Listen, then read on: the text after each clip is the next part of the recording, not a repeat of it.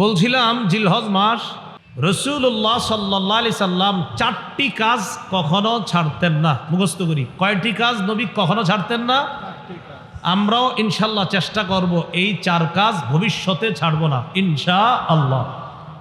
নবীজি বললেন 12 মাসে 1 বছর, মিনহা আরবাতুন হুরুম, এর মধ্যে 4টি সম্মানিত, সালাসুন মুতাওয়ালিয়াত, 4 মাসের মধ্যে 3টি ধারাবাহিক।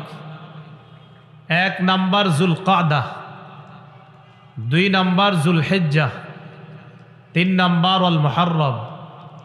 1 নম্বর হলো জিলকদ মাস, এরপর হলো জিলহজ মাস, তৃতীয় হলো মুহররম মাস। এই 3টা মাস দেখবেন ধারাবাহিক, জিলকদ, জিলহজ, মুহররম। চতুর্থ মাস কোনটা? ওয়া রজবু মুদর আল্লাযী বাইনা জুমাদা ওয়া শাবান। আরেকটা হলো রজব মাস, যে রজব মাস জুমাদাল আখিরা এবং শাবান মাস, এই 2 মাসের মাঝের মাস। জুমাদাল উখরা বা জুমাদাল আখিরা, এর পরের মাসের নাম হলো রজব, এর পরের মাসের নাম শাবান। তাহলে জুমাদাল আখিরা বা জুমাদাল উখরা আর শাবান, এই 2 মাসের মাঝের মাস হলো রজব মাস। আগের 3টা আর রজব মোট হইল কয়টা? 4টা।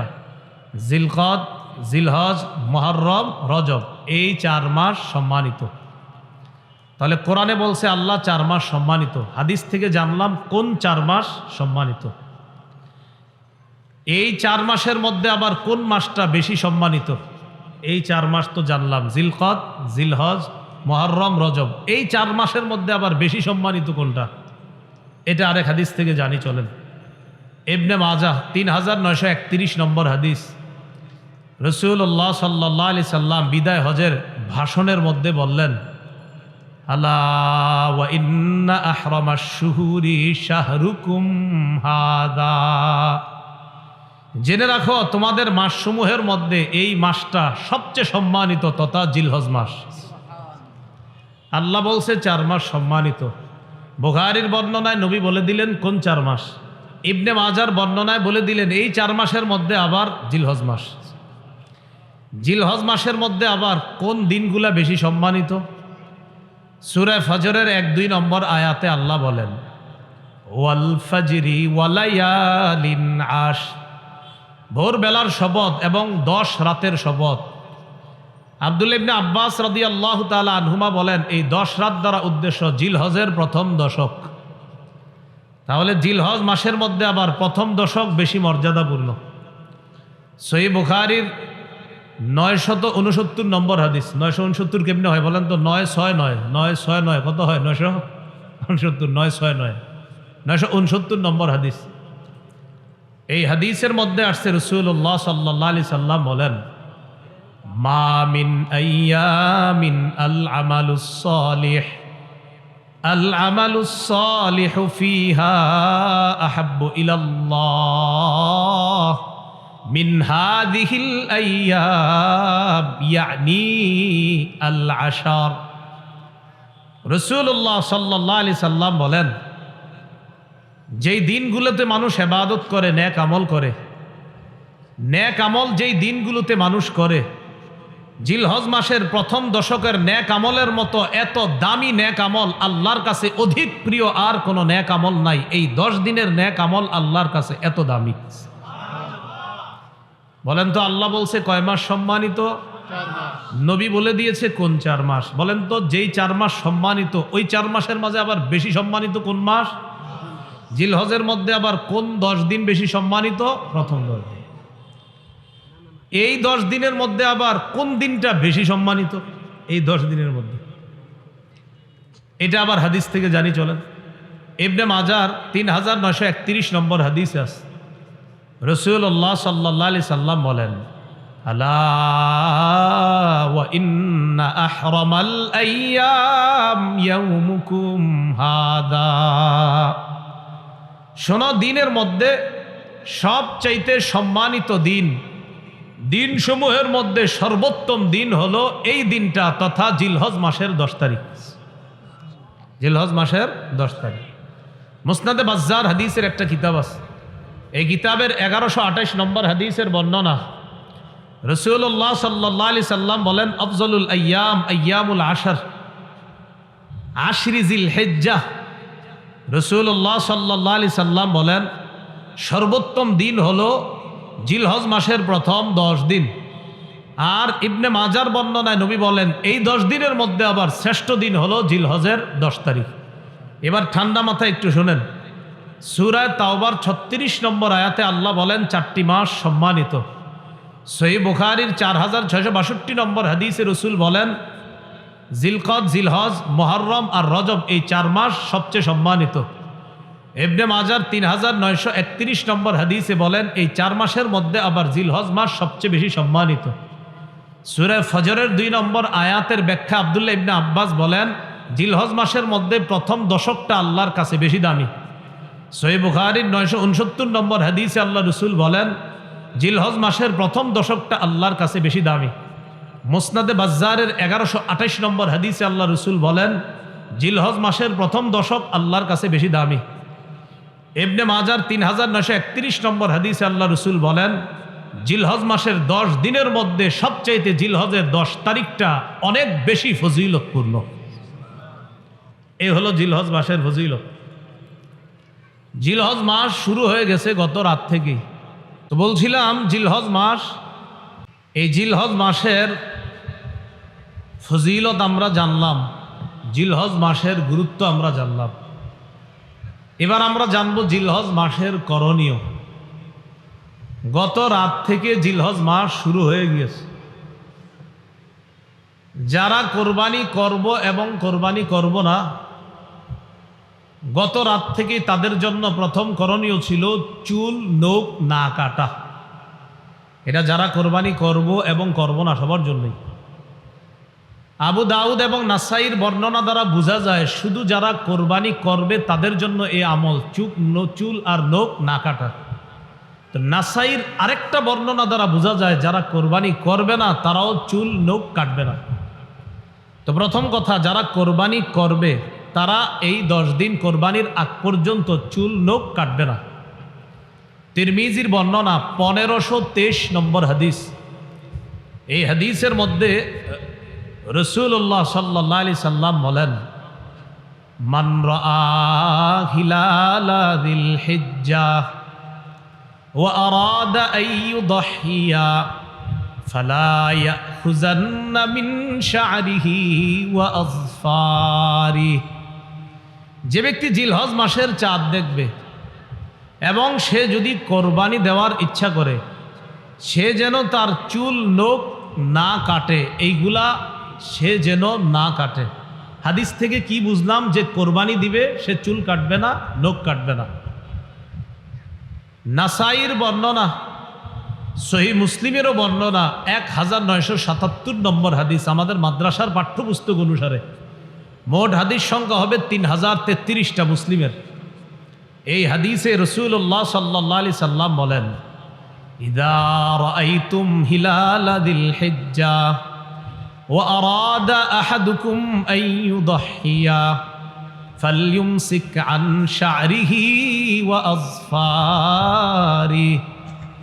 রাসূলুল্লাহ সাল্লাল্লাহু আলাইহি সাল্লাম বলেন তোমরা যখন জিলহজের চাঁদ দেখবা, তোমাদের কেউ যখন কোরবানির ইচ্ছা করে আর জিলহজের চাঁদ দেখে, সে যেন চুল নখ কাটা থেকে বিরত থাকে।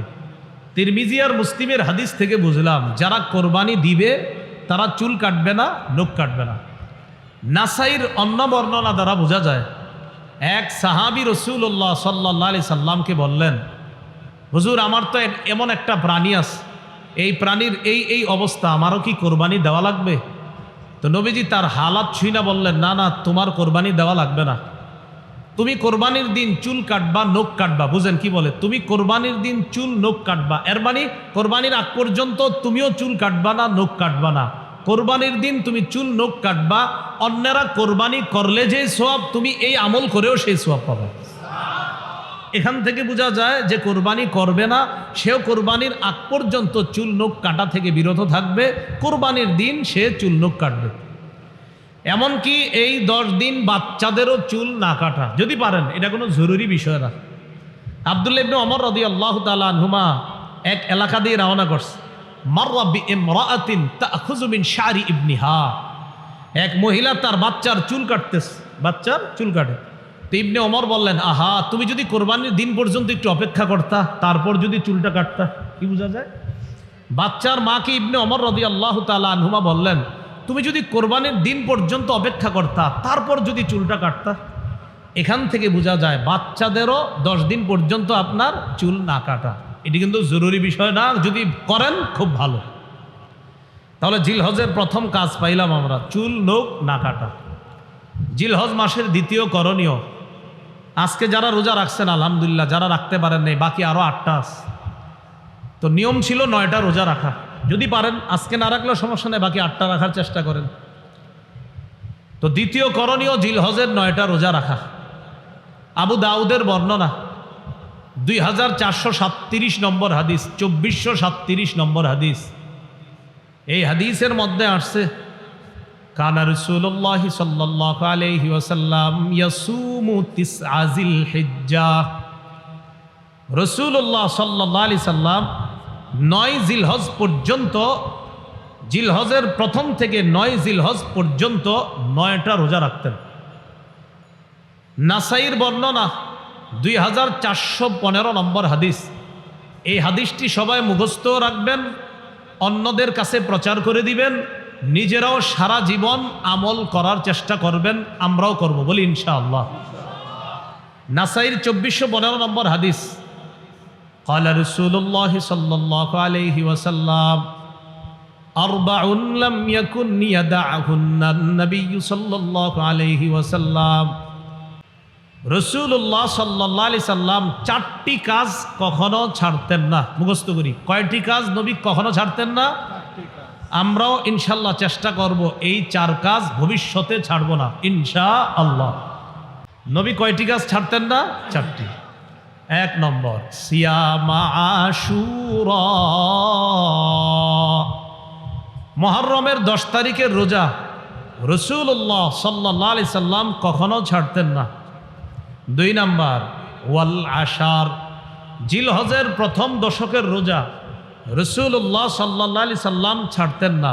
3, ওয়া সালাসাতা আইয়ামিন মিন কুল্লি শাহ, প্রত্যেক মাসের 3টা রোজা, 13, 14, 15 আরবি মাসের এই 3 রোজা রাসূল ছাড়তেন না। 4 নাম্বার, ওয়া রাকাআতাইনি ক্বাবলাল গাদাত, ফজরের নামাজের আগের 2 রাকাত সুন্নত রাসূল সাল্লাল্লাহু আলাইহি সাল্লাম কখনো ছাড়তেন না। এবার আমরা সবাই একটু চর্চা করি, বলেন তো কয় আমল নবীজি কখনো ছাড়তেন না? সাহস করে বলে ফেলেন তো। 1 নাম্বার, মাশাআল্লাহ, 1 নাম্বার মুহররমের 10 তারিখের রোজা, 2 নাম্বার জিলহজের প্রথম দশকের রোজা, 3 নাম্বার মাসে 3টা রোজা, 4 নাম্বার ফজরের আগের 2 রাকাত সুন্নত। আচ্ছা আমরা একটু বলি, বললে মনে থাকবে। বলেন, 1 নম্বর মুহররমের 10 তারিখের রোজা, 2 জিলহজের প্রথম দশকের রোজা, 3 প্রত্যেক আরবি মাসের 3টি রোজা, 4 ফজরের আগের 2 রাকাত সুন্নত। এই 4টা আমল রাসূল সাল্লাল্লাহু আলাইহি সাল্লাম কখনো ছাড়তেন না। যাই হোক, জিলহজ মাসের দ্বিতীয় আমল পাইলাম 9টি রোজা রাখা। আজকে যারা রাখছেন আলহামদুলিল্লাহ, বাকিগুলাও রাখবেন। যারা রাখতে পারেন নাই, বাকিগুলা রাখলে সওয়াব আছে, ফজিলত আছে, কোনো সমস্যা নাই, রাখেন। তৃতীয় আমল, 9 জিলহজের রোজাটা গুরুত্ব দিয়ে রাখা। 9 জিলহজের রোজা গুরুত্ব দিয়ে রাখা। সহিহ মুসলিমের বর্ণনা 1162 নম্বর হাদিস, মাদ্রাসা পাঠ্যপুস্তক অনুসারে, قال رسول الله صلى الله عليه وسلم صيام يوم عرفة أحتسب على الله أن يكفر السنة التي قبله والتي بعده। রাসূলুল্লাহ সাল্লাল্লাহু আলাইহি সাল্লাম বলেন, কেউ যদি আরাফার দিনের রোজা রাখে, তথা 9 জিলহজের রোজা, আরাফার দিনের রোজা এটা একটা পারিভাষিক নাম, মনে রাখবেন। আরাফার দিনের রোজা এটা একটা পরিভাষা, উদ্দেশ্য 9 জিলহজের রোজা। 9 জিলহজের রোজা যদি কেউ রাখে, রাসূলুল্লাহ সাল্লাল্লাহু আলাইহি সাল্লাম বলেন, আমি আশাবাদী তার আগের 1 বছর এবং পরের 1 বছর, মোট 2 বছরের গুনাহ মাফ। এই হলো জিলহজের তৃতীয় আমল। তাহলে তৃতীয় আমলটা করার সুযোগ কি শেষ না এখনো আছে? জিলহজের চতুর্থ আমল, জিলহজ মাসে বেশি বেশি তাসবিহ পড়া, জিকির করা। মুসনাদে আহমদের বর্ণনা, قال رسول الله صلى الله عليه وسلم اكثروا فيهن من التكبير والتحميد والتهليل। রাসূলুল্লাহ সাল্লাল্লাহু আলাইহি সাল্লাম বলেন, জিলহজ মাসে বেশি বেশি আল্লাহু আকবার বলবা, বেশি বেশি সুবহানাল্লাহ পড়বা, বেশি বেশি লা ইলাহা ইল্লাল্লাহ পড়বা, বেশি বেশি আলহামদুলিল্লাহ পড়বা। উদ্দেশ্য হলো জিলহজ মাসে বেশি বেশি জিকির করা। জিকির করার জন্য অজুও করার প্রয়োজন নাই, চলতেছেন ফিরতেছেন দাঁড়িয়ে বসে শুয়ে জিকির করতে পারবেন। সূরা আলী ইমরানের 191 নম্বর আয়াতে আল্লাহ বলেন, জ্ঞানী হলো তারা আল্লাযীনা ইয়াযকুরুনাল্লাহা কিয়ামা ওয়া কুউদান ওয়া আলা জুনুবিহিম। আল্লাহ বলেন জ্ঞানী তারা যারা দাঁড়িয়ে আল্লাহকে স্মরণ করে, আল্লাহর জিকির করে, ওয়া কুউদা যারা বসে আল্লাহকে স্মরণ করে, ওয়া আলা জুনুবিহিম যারা শুয়ে শুয়ে আল্লাহকে স্মরণ করে, জিকির করে। তাহলে জিলহজ মাস ছাড়াও জিকির করব, বাকি জিলহজ মাসে খুব বেশি পরিমাণে জিকির করার চেষ্টা করব, আল্লাহ তৌফিক দান করেন। জিলহজ মাসের 5 নম্বর আমল, 9 জিলহজ ফজর নামাজ থেকে নিয়ে 13 জিলহজ আসর পর্যন্ত মোট 23 ওয়াক্ত নামাজের পরে পড়ি একবার মহব্বতে আল্লাহু আকবার, আল্লাহু আকবার, লা ইলাহা ইল্লাল্লাহু ওয়াল্লাহু আকবার।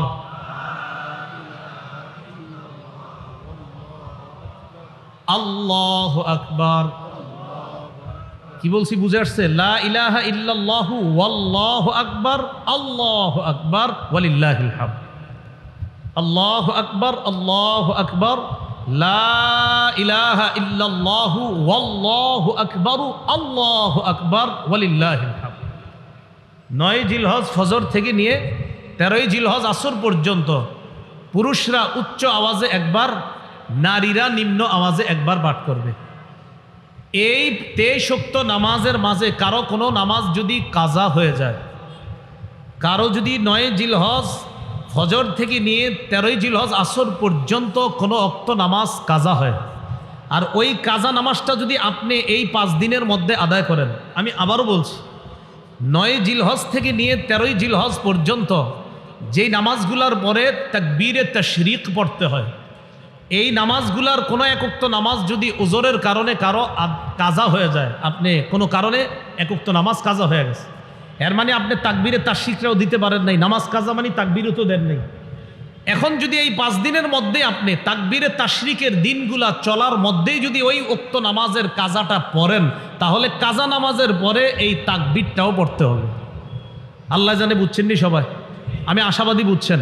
এরপরে দৃষ্টান্ত দিই, 9 জিলহজ থেকে 13 জিলহজ পর্যন্ত কথার কথা কারো জোহরের নামাজ কাজা হয়ে গেছে একদিন, এই জোহরের কাজা নামাজটা যদি সে এই 13 জিলহজের আগেই আদায় করে, তাহলে তার এই নামাজের পরে ওই যে তাকবীরে তাশরিকটা ছুটে গেছিল, এটাও তার আদায় করতে হবে। এবার বুঝে আসছে না সবার?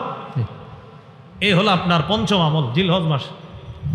জিলহজ মাসের 6 নম্বর আমল, কোরবানির দিন কোরবানি করা তথা 10ই জিলহজ কোরবানি করা। 10ই জিলহজ নফল এবাদতের মধ্যে তথা ফরজ এবাদতের পরে, ফরজ এই জায়গায় নফল মানে উদ্দেশ্য আবার কোরবানি নফল এমন না, ফরজ এবাদতের পরে 10ই জিলহজ রক্ত প্রবাহিত করা আল্লাহর কাছে সবচাইতে শ্রেষ্ঠ এবাদত। আল্লাহর জন্য রক্ত প্রবাহিত করা তথা কোরবানি দেওয়া, এই হলো আপনার 6 নম্বর আমল জিলহজ মাস। জিলহজ মাসের 7 নম্বর আমল সবচাইতে গুরুত্বপূর্ণ আমল, সেটা হলো যাদেরকে আল্লাহ সামর্থ্য দিয়েছে তারা হজ করা। সূরা আলী ইমরানের 97 নম্বর আয়াতে আল্লাহ পাক রব্বুল আলামিন বলেন, ওয়ালিল্লাহি আলান নাসি হিজ্জুল বাইতি মান ইসতাতা ইলাইহি সাবিলা। যারা কাবা পর্যন্ত পৌঁছার সামর্থ্য রাখে, যাদেরকে আল্লাহ এই পরিমাণ সামর্থ্য দান করেছে যে তারা প্রয়োজনের অতিরিক্ত অর্থ সম্পদ দিয়ে কাবায় গিয়ে আবার দেশে ফিরে আসার সামর্থ্য রাখে, তাদের জন্য আল্লাহকে খুশি করার জন্য এদের উপর হজ করা ফরজ।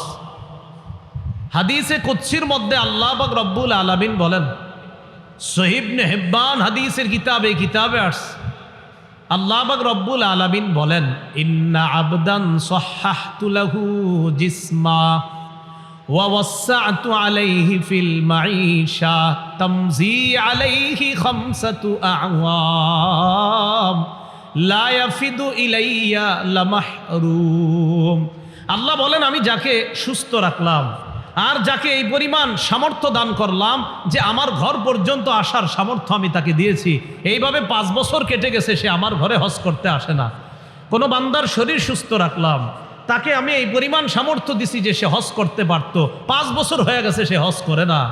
আল্লাহ বলেন লামাহরুম, সে হতবাগা, সে কপাল পোড়া, সে বঞ্চিত।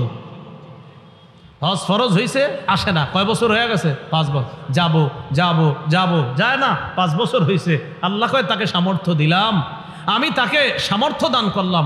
আল্লাহ তাআলা বলছেন আমি তাকে সামর্থ্য দিলাম, সুস্থ রাখলাম, এরপরে আমার কাছে আসে না 5 বছর, সে বঞ্চিত, সে হতবাগা, সে কপাল পোড়া। যাদেরকে হজের সামর্থ্য আল্লাহ দিয়েছেন তারা যেন অতি দ্রুত হজ সম্পাদন করতে পারে, আল্লাহ তৌফিক দান করেন। সহিহ মুসলিমের বর্ণনা 1337 নম্বর হাদিস, 1337 মাদ্রাসা পাঠ্যপুস্তক অনুসারে রাসূলুল্লাহ সাল্লাল্লাহু আলাইহি সাল্লাম বলেন, قد فرض عليكم الحاج وفي رواية إن الله كتب عليكم الحاج فحجوا। রাসূলুল্লাহ সাল্লাল্লাহু আলাইহি সাল্লাম বলেন, তোমাদের উপর হজ ফরজ করা হয়েছে। অন্য বর্ণনায় নবী বলেন, আল্লাহ তোমাদের উপর হজ ফরজ করেছেন। ফাহুজ্জু, তোমরা হজ করো। ফাকালা রাজুলুন আকুল্লা আমিন ইয়া রাসূলুল্লাহ। এক ব্যক্তি রাসূলুল্লাহ সাল্লাল্লাহু আলাইহি সাল্লামের কাছে জানতে চাইলেন, হে আল্লাহর হাবিব, হজ কি প্রতি বছর ফরজ? ফাসাকাতা, রাসূলুল্লাহ সাল্লাল্লাহু আলাইহি সাল্লাম চুপ রইলেন। নবী বললেন, তোমাদের উপর হজ ফরজ করা হয়েছে যাদের সামর্থ্য আছে, অতএব তোমরা হজ করো। একজন প্রশ্ন করলেন, হুজুর হজ কি প্রতি বছর ফরজ? নবীজি চুপ রইলেন। হাত্তা ক্বালাহা সালাসা, এই প্রশ্নটা তিনি 3 বার করলেন। এরপর নবী বললেন, লাউ কুলতু নাআম লাওয়াজাবাত ওয়ালামাস্তাতাতুম, আমি যদি তোমার প্রশ্নের জবাবে বলতাম হ্যাঁ, তুমি যে আমারে 3 বার প্রশ্ন করলা প্রতি বছর হজ ফরজ কিনা, আমি যদি বলে ফেলতাম হ্যাঁ, তাহলে প্রতি বছর সামর্থ্যবানদের জন্য হজ ফরজ হয়ে যেত, আর এটা তোমরা করতে পারতা না। কেন তোমরা আমাকে এত প্রশ্ন করো? যারুনি মা তারাকতুকুম, আমি যতটুকু বলি এতটুকু মেনে নাও, তোমরা বেশি প্রশ্ন করবা না। فإنما هلك من كان قبلكم بكثرة سؤالهم واختلافهم على أنبيائهم, তোমাদের পূর্ববর্তী জাতি বেশি প্রশ্ন করার কারণে আর নবীদের সাথে বেশি মতভেদ করার কারণে ধ্বংস হয়ে গেছে। আমারে এত প্রশ্ন করবা না, বলছি হজ ফরজ, এত প্রশ্ন কেন করো? প্রত্যেক বছর হজ ফরজ, আমি নবী যদি বলে ফেলতাম হ্যাঁ, সামর্থ্যবানরা প্রতি বছর হজ করা লাগতো, আর এটা কষ্টকর হয়ে যেত। আবু দাউদের বর্ণনা 1721 নম্বর হাদিস, রাসূলুল্লাহ সাল্লাল্লাহু আলাইহি সাল্লামের একজন সাহাবী নাম আকরা ইবনে হাবিস, আকরা ইবনে হাবিস সাআলান নবী সাল্লাল্লাহু আলাইহি ওয়াসাল্লাম আল হজ্জ ফি কুল্লি সানাতিন আও মাররাতান ওয়াহিদা। রাসূলুল্লাহ সাল্লাল্লাহু আলাইহি সাল্লামের কাছে প্রশ্ন করলেন, হুজুর হজ কি প্রতি বছর ফরজ নাকি একবার জীবনে? নবীজি সাল্লাল্লাহু আলাইহি সাল্লাম জবাব দিলেন, বাল মাররাতান ওয়াহিদা, না, সামর্থ্যবানদের জন্য জীবনে একবার হজ ফরজ, প্রতি বছর না, বরং জীবনে কয়বার হজ ফরজ? একবার, সামর্থ্যবানদের জন্য হজ ফরজ। এরপর নবী বললেন, ফামান যাদা ফাহুয়া তাতাওউন, কেউ যদি একবারের বেশি হজ করে এটা নফল হবে, কেউ যদি একবারের বেশি হজ করে এটা কি হবে? নফল। হলো আপনার হজের ফরজিয়ত, যাদেরকে সামর্থ্য দিছে তারা হজ করা। ভাই, যাদের সামর্থ্য আছে তাড়াতাড়ি হজ করেন, ইবনে মাজার বর্ণনা 2883 নম্বর হাদিস, 2883 এই হাদিসের মধ্যে আছে قال رسول الله صلى الله عليه وسلم من أراد الحج فليتعجل, যে ব্যক্তি হজের ইচ্ছা করেছে সে যেন তাড়াতাড়ি হজ করে। فإنه قد يمرض المريض, হতে পারে সে অসুস্থ হয়ে যাবে, এবারটা অসুস্থ হয়ে যেতে পারে হজ করার না করার কারণে। এমন হয়ে যেতে পারে যে তার সামর্থ্য আছে, হজে যাবে, যায় না, আগামী বছর যাব, যায় না, আগামী বছর যাব, যায় না। নবী কয়, আরে তুমি তো অসুস্থ হয়ে যেতে পারো। ওয়া তাদিল্লুদ্দাল্লা, বাহন হারিয়ে যেতে পারে। ওয়া তারিদুল হাজা, প্রয়োজন এসে যেতে পারে, তখন আর তুমি হজ করতে চাইলেও করতে পারবা না। দেখেন করোনার আগে অনেক মানুষ হজের টাকা জমাইছে, করোনা আসলো, হজ বন্ধ করে দিল, যেতে পারলো না, আত্মীয় স্বজন বিপদে পড়লো, তাদেরকে টাকা বিলিয়ে দিল। দেখেন নবী বলছে প্রয়োজন যে কখন আসবে তুমি কিন্তু জানো না, তাই হজের ইচ্ছা করলে তাড়াতাড়ি হজ করে ফেলো। আমরা কি কেউ জানতাম করোনা আসবে? তাহলে দেখেন, এই জন্য যাদের হজ ফরজ ভাই হজটা করে ফেলেন। আব্দুল্লাহ ইবনে আব্বাস রাদিয়াল্লাহু তাআলা আনহুমার বর্ণনা, সহিহ ইবনে খুজাইমার বর্ণনা, রাসূলুল্লাহ সাল্লাল্লাহু আলাইহি সাল্লামের এই বিশিষ্ট সাহাবী বলেন, তাআজ্জালু ইলাল হাজ্জি ইয়ানি আল ফরিদা, তোমরা তাড়াতাড়ি হজ করো। ফাইন্না আহাদাকুম লা ইয়াদরি মা ইয়ারিদু লা, তোমাদের কেউ জানে না কোন প্রয়োজন তার সামনে এসে যেতে পারে, তাই প্রয়োজন আসার আগে হজ আদায় করে ফেলো। বলেন তো হজে গেলে আল্লাহর একটা শ্রেষ্ঠ ঘর দেখতে পাই, এটাকে কি বলে? কাবা। বলেন কি বলে? কাবা। রাসূলুল্লাহ সাল্লাল্লাহু আলাইহি সাল্লামের সাহাবী আব্দুল্লাহ ইবনে ওমর রাদিয়াল্লাহু তাআলা আনহুমার বর্ণনা, তিনি বলেন, মুসান্নাফ আব্দুর রাজ্জাক নামে হাদিসের একটা কিতাব আছে, 8817 নম্বর হাদিস। قال رسول الله صلى الله عليه وسلم ইস্তামতিউ বিহাদাল বাইতি ফাকাদ হুদিমা মাররাতাইন ওয়া ইউরফাউ ফিস সালিসা। রাসূলুল্লাহ সাল্লাল্লাহু আলাইহি সাল্লাম বলেন, হজ উমরার মাধ্যমে এই কাবা ঘরের থেকে তোমরা তাড়াতাড়ি উপকৃত হও, হজের মাধ্যমেও কাবার থেকে উপকৃত হও, উমরায় যে কাবার দ্বারা উপকৃত হও। মনে রাখবা, ফাকাদ হুদিমা মাররাতাইন, কাবা দুইবার ধ্বংস করা হয়েছে। ওয়ায়ুরফাউ ফিস সালিসা, তৃতীয়বার ধ্বংস করার পর কাবা কিন্তু উঠিয়ে নেওয়া হবে। তাই কাবা উঠিয়ে নেওয়ার আগে তাড়াতাড়ি হজে যাও, উমরায় গিয়ে ওই কাবার দ্বারা উপকৃত হওয়ার চেষ্টা করো। আল্লাহ আমাদের সকলকে, যাদের হজের তৌফিক হয়েছে এখনো যাইতেছি না আমরা, হজের সামর্থ্য আছে যাইতেছি না, আল্লাহ দ্রুত হজ করার তৌফিক দান করেন। ওমর ইবনুল খাত্তাব রাদিয়াল্লাহু তাআলা আনহুর বর্ণনা, তাফসির ইবনে কাসিরের মধ্যে মুহাম্মদ ইবনে কাসির রহমতুল্লাহি আলাইহি এই বর্ণনাটা আনছেন। তিনি বলেন, قال عمر بن الخطاب رضي الله تعالى عنه من أطاق الحج فلم يحج فسواء عليه أن يموت يهوديا أو نصرانيا। কোন ব্যক্তি হজের সামর্থ্য হলো কিন্তু হজ করলো না, সে ইহুদি হয়ে মারা যাক অথবা খ্রিস্টান হয়ে মারা যাক, এতে আল্লাহর কিছু আসে যায় না। যে ব্যক্তি হজের সামর্থ্য পাওয়ার পরেও সে হজে যায় না, যে ব্যক্তি হজে যাওয়ার যোগ্যতা অর্জন করেছে, হজে যাওয়ার সামর্থ্যবান হয়েছে কিন্তু হজে যায় না, এই ব্যক্তি ইহুদি হয়ে মারা যাক অথবা খ্রিস্টান হয়ে মারা যাক, এতে আল্লাহর কিছু আসে যায় না। নাউজুবিল্লাহ, আওয়াজ দিয়ে পড়ি। আল্লাহ আমাদের সকলকে, আমরা যেন হজ করতে পারি, সকলকে আল্লাহ তৌফিক দান করেন। যাদের টাকা আছে, অর্থ এই বর্তমানে আছে, তারা তো করবো, যাদের অর্থ নাই তারাও নিয়ত করেন যেন আল্লাহ ব্যবস্থা করে দেয়। অনেকে আবার হজে না গিয়ে নিজের সন্ন্যাস দাবি করে, আমি সন্ন্যাসী তাই হজে যাবো না। উনি সন্ন্যাসী, উনি আল্লাহর ওলি, এই জন্য হজে যাবে না। উনি কি সুন্দর কথা, উনি সন্ন্যাসী, হজে গেলে মানুষ দেখে ফেলবে, মানুষ বলবে এই লোকটা কাবার সামনে আসছে, এই জন্য মানুষকে দেখানোর, যেহেতু মানুষ দেখে ফেলবে এই জন্য উনি হজে যাবে না, এটা সন্ন্যাসগিরি। মুসনাদে আহমদে আসছে, রাসূল সাল্লাল্লাহু আলাইহি সাল্লাম বলেন, হজ না কইরা সন্ন্যাসগিরির কোনো স্থান ইসলামের মধ্যে নাই। আবু দাউদের বর্ণনা 1729 নম্বর হাদিস। এই হাদিসের মধ্যে রাসূলুল্লাহ সাল্লাল্লাহু আলাইহি সাল্লাম বলেন, লা সরুরতা ফিল ইসলাম, হজ না করে ইসলামের মধ্যে কোনো বিরাগ্যতা করা, কোনো বৈরাগ্যতা দেখানো, এটার স্থান ইসলামের মধ্যে নাই। তাহলে বলেন তো, হজ ফরজ, সামর্থ্যবান হওয়ার পরেও এই ফরজ হজ অস্বীকার করে কেউ যদি বলে আমি বৈরাগী হয়ে গেছি, আমি সন্ন্যাসী হয়ে গেছি, হজে গেলে মানুষ আমাকে দেখবে, এটা কি বলেন, এটা কি বৈরাগ্যতা নাকি ভণ্ডামি? ওনার হজ ফরজ শুনি যায় না কেন? মানুষ দেখে ফেলবে, এই জন্য যায় না। রাসূল বলেন এই জাতীয় সন্ন্যাসগিরি ইসলামের মধ্যে নাই। আল্লাহ আমাদেরকে বুঝার তৌফিক দান করেন। এবার মন দিয়ে 11টা কথা শুনবেন। কয়টা? এতক্ষণ আলোচনা এক অংশ গেল, এখন সর্বশেষ 11টা কথা মন দিয়ে শুনেন। 1 নাম্বার হজের ফজিলত। এই হজের ফজিলতের ক্ষেত্রে 4টি হাদিস বলতেছি, মন দিয়ে শুনেন। তিরমিজির বর্ণনা 811 নম্বর হাদিস। قال رسول الله صلى الله عليه وسلم من حج فلم يرفث ولم يفسق غفر له ما تقدم من ذنبه। যে ব্যক্তি হজ করলো, হজের মধ্যে অশ্লীল কথা বলল না আর অশ্লীল কাজ করল না, তার আগের গুনাহগুলা মাফ করে দেওয়া হলো। আরেকটা ফজিলত শুনেন, সহিহ বুখারীর বর্ণনা 1521 নম্বর হাদিস। قال رسول الله صلى الله عليه وسلم من حج لله فلم يرفث ولم يفسق رجع كيوم ولدته أمه।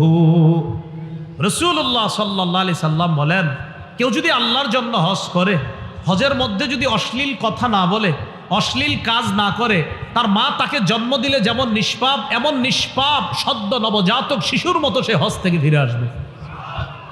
আরেকটা ফজিলত শুনেন, قال رسول الله صلى الله عليه وسلم من حج لله فقضى مناسكه। যে ব্যক্তি আল্লাহর জন্য হজ করে আর হজের বিধিবিধানগুলো সঠিকভাবে পালন করে, ওয়া সালিমাল মুসলিমুনা মিন লিসানিহি ওয়া ইয়াদিহি। হজে যাওয়ার পর এই ব্যক্তির হাত এবং জবান থেকে কষ্ট দেওয়া থেকে অন্য হাজিরা যদি নিরাপদ থাকে।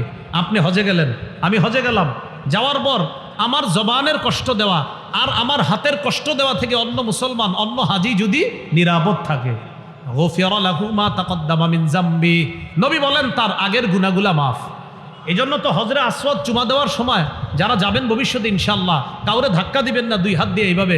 মুসলমানদের কষ্ট দিয়ে হজরে আসওয়াদ চুমা দেওয়ার কোনো দরকার নাই। যদি পারেন আস্তে ধীরে ধীরস্থির ভাবে গিয়ে চুমা দিবেন। তো আরেক মুসলমানকে ধাক্কা মেরে আপনি ফেলে দিয়ে হজরে আসওয়াদকে চুম্বন করবেন, এই বিধান আর এই অধিকার ইসলাম আপনাকে দেয় নাই। মুসলমানকে কষ্ট দেওয়া যাবে না। হ্যাঁ, আপনি আস্তে ধীরে গিয়ে হজরে আসওয়াদকে চুমা দেন, অথবা আপনি চান্স খুঁজতে থাকেন, কয়েকবার চক্কর দিতে থাকেন। কারণ আপনি তওয়াফ করলেই দেখবেন প্রথমে দূরে আছেন, দ্বিতীয় তওয়াফে দেখবেন আরেকটু কাছে আসতে পারবেন। এরকম তওয়াফে বারবার যাইতে যাইতে দেখবেন কাছাকাছি হয়ে যাবেন, ইনশাল্লাহ সুযোগ পেয়ে যাবেন। বুঝাইতে চাইলাম, পাথর চুমা দিতে গিয়ে আপনার হাত, আপনার জবান দিয়ে অন্য কোনো মুসলমান যেন কষ্ট না পায়। চুমা তো অবশ্যই দেওয়ার চেষ্টা করবেন, কিন্তু মুসলমানকে অবশ্যই কষ্ট দিবেন না। 2টা কথা বলছি, অবশ্যই চুমা দেওয়ার চেষ্টা করবেন পাথর, আবার অবশ্যই মুসলমানকে কষ্ট না দেওয়ার চেষ্টা করবেন। কথা বুঝে আসেনি? এটাও করা যাবে না, আবার এটা করতে হবে। পাথরেও চুমা দিব ইনশাল্লাহ, আবার মুসলমানকে কষ্ট দেওয়া যাবে না। এইগুলো আপনার হজের আরেকটা ফজিলত বলি। মুসলিম শরীফের বর্ণনা 121 নম্বর হাদিস, একদম শুরু দিকে আছে। নবীর সাহাবী আমর ইবনুল আস রাদিয়াল্লাহু তাআলা মারা যাবে অবস্থা, মনটা খারাপ, মুমূর্ষু অবস্থায় সাহাবীরা তার পাশে। তখন তাকে সান্ত্বনা দিয়ে সাহাবায়ে কেরাম বললেন, আমা আলিমতা ইয়া আমরু আন্নাল ইসলামা ইয়াহদিমু মা কানা ক্বাবলা। আমার এত চিন্তা করো কেন? তুমি কি জানো না ইসলাম তার আগের গুনাহগুলা ধুয়ে মুছে মিটিয়ে দেয়, ধ্বংস করে দেয়। আরে তুমি তো মুসলমান হয়েছো, তুমি তো ইসলাম গ্রহণ করেছো, এর মানে ইসলাম গ্রহণ করাটাই তোমার আগের গুনাহ মাফের জন্য যথেষ্ট হয়ে গেছে। আমা আলিমতা আন্নাল ইসলামা ইয়াহদিমু মা কানা ক্বাবলা ওয়া আন্নাল হিজরাতা তাহদিমু মা কানা ক্বাবলাহা।